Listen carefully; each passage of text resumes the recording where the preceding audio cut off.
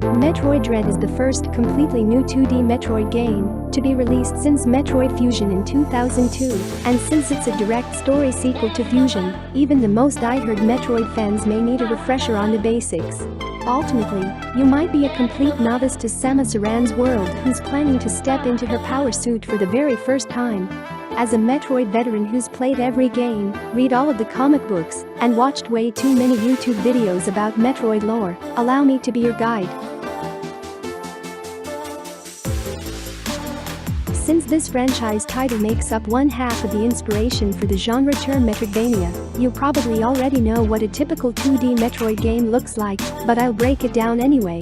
These games involve exploring an area over and over again, discovering more and more passageways and upgrades that allow the power suit-wearing protagonist Samus Aran to unlock new areas, and, of course, even more passageways to explore. Almost every Metroid game has the same basic premise near the game's beginning. Samus Aran will lose access to most of her power suit's capabilities, but since her suit is made out of organic materials, she's often able to find items on the planet she explores that she can use to upgrade herself back to full power. Along the way, she'll face off against aggressive alien enemies and bosses, usually accompanied by haunting, beautiful soundtracks. The game features a sprawling map with 9 different areas that players may need help traversing correctly. The map has several different aspects for players to keep up with, such as zone colors, markers, and hidden items. The map may seem complicated at first, but with the right information, areas can be deciphered efficiently. The map in Metroid Dread has 6 colored zones that indicate what the area contains. The blue, gray, green, yellow, purple, and red zones mark different points of interest on the map. Additionally, there are 9 different icons players must identify on the map to properly progress through the game.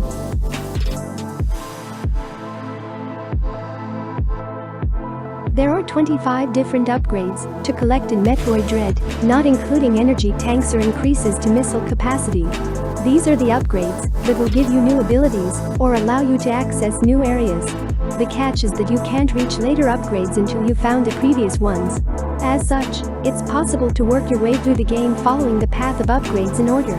This is especially helpful if you're wondering where to go next after the space jump or grapple beam, for instance.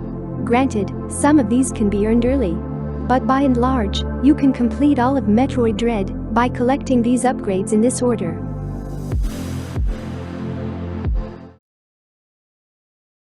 Samus is a female human who lives in a futuristic galaxy where interstellar travel is the norm, and multiple intelligent alien races regularly interact with humans and with one another. In the game, players must explore the planet ZDR. It retains the side-scrolling gameplay of previous Metroid games, alongside the free aim and melee attacks added in Samus Returns, 2017. As the player explores, they discover new items and weapons, allowing them to access new areas. Dread adds stealth elements, with Samus avoiding the enemy robots in certain areas by hiding, reducing her noise, and using the phantom cloak and camouflage that makes her invisible, but slows her movement. If an enemy catches Samus, the player has 2 brief chances to perform melee counters and escape. If they fail, Samus is killed. Enemy can only be destroyed when Samus obtains the temporary Omega Blaster upgrade, which is lost upon using it to destroy one. However, destroying an enemy grants Samus a new permanent upgrade. Upgrades can also be found by finding Chozo statues or destroying a Corex like in previous games.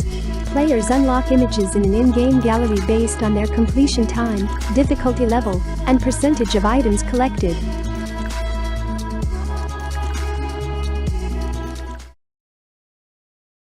Here's some tips on defeating the final boss, Raven.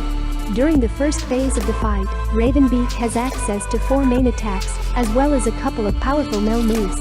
At first, this can make him seem nigh on unstoppable, but all of his Phase 1 attacks can actually be dodged fairly easily once players have a better idea of what to expect. If Raven Beak raises his arm cannon into the air, it means that he's about to use his pink split beam attack, and so players should get in close to avoid being hit. He likes to follow this up with either a single swipe or a wide-reaching 3-hit combo, however, so players should be ready to jump and flash shift away as soon as the attack ends. In terms of actually dealing damage to the boss, players should hold the R button as they dodge his attacks and hit him with storm missiles as often as possible.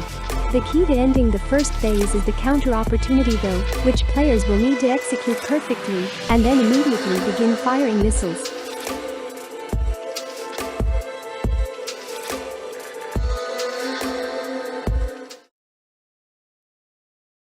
Thank you so much for watching.